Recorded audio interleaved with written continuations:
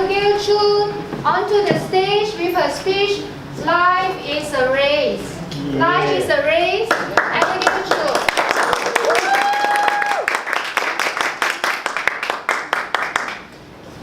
Good evening, everyone. Good evening.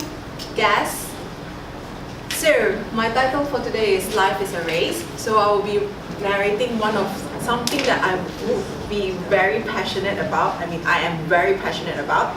So, it began 2 years ago. I started this hobby. It's called open water race. Yeah. So, do you know what's open water race? So open water, yes. So basically what you do in open water race is you swim in the sea. So when you speak about the sea, so it means that it is a very unknown condition. Yes. So one of the highlight of events in my life this year is the Kapas Marang race, which needs me to swim from Kapas Island to Jalan. So it's 6.5 kilometers from each other. So what you do is you start to swim and there's no turning back. That means you need to reach by hook or crook to that land. Okay. So it started usually Kapas Island events usually held 2 months after monsoon season. Yeah. So, which means that the sea would be calm. But this year is really special because it is held 1 week right after the monsoon season. Yeah. So the seas are pretty choppy, usually. So, and before that, before I went to that race, I did try to gather a few of my parents, my good friends' opinion.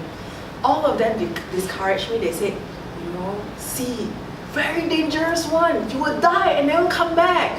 Then some even said that, they even have sharks, And the best thing of all, 2 weeks before a race, Berita Harian came out.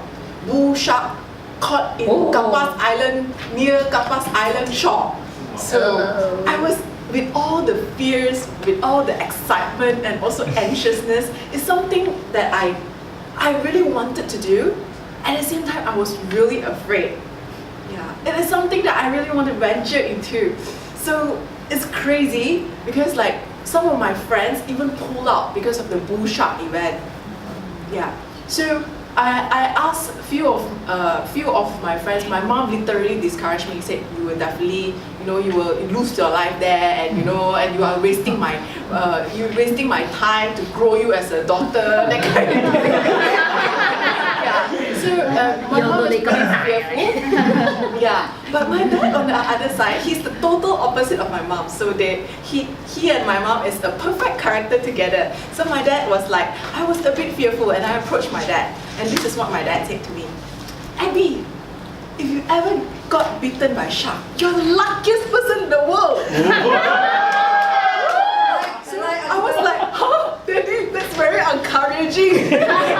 So I was asking myself, why? Then he told me, very simple, if you got bitten by a shark, your name will appear front page. Because no one in Malaysia ever got bitten by a shark. So I was like, okay, that settles me a little. Yeah. So I went for that day of the race. Wow, with all the, I even purged, before the race because fearful. Yeah.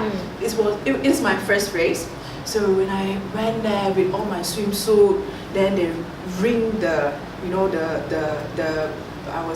they sound the gun.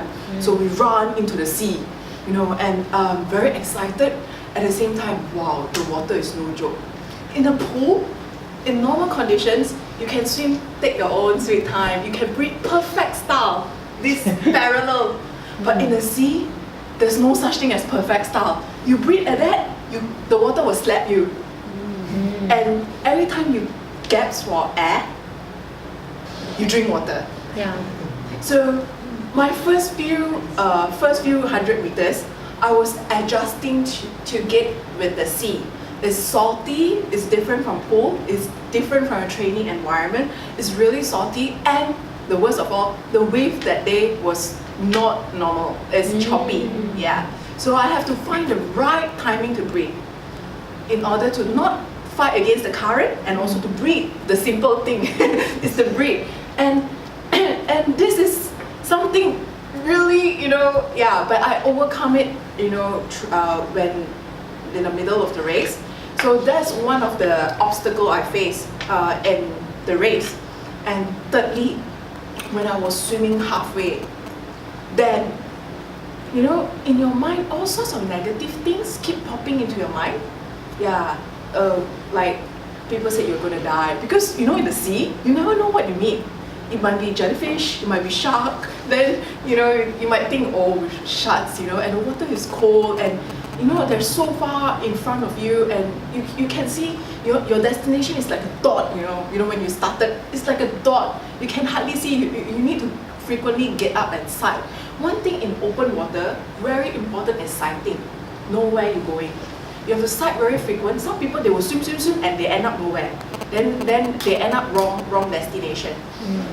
So I have to work on my mind a lot.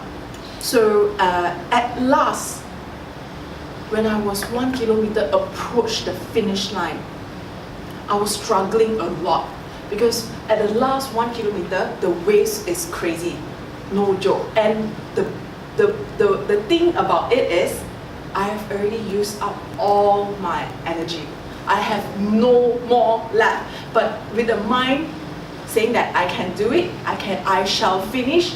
I have came here to finish this race and not to give up. I get you, I Yeah. get you. And I saw Kaya because beside me, sometimes it's just so easy to give up. You just end your misery. Just step in the boat and that's it. Get off of the race.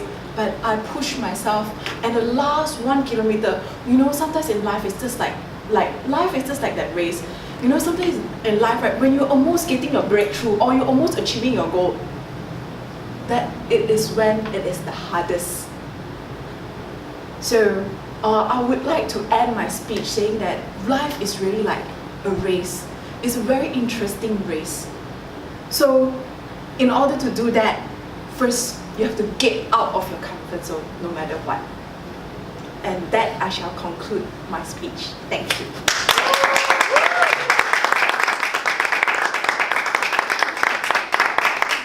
Thank you, Abigail Shu, for such a very different and very gung-ho speech, something I never expected, something very new to me.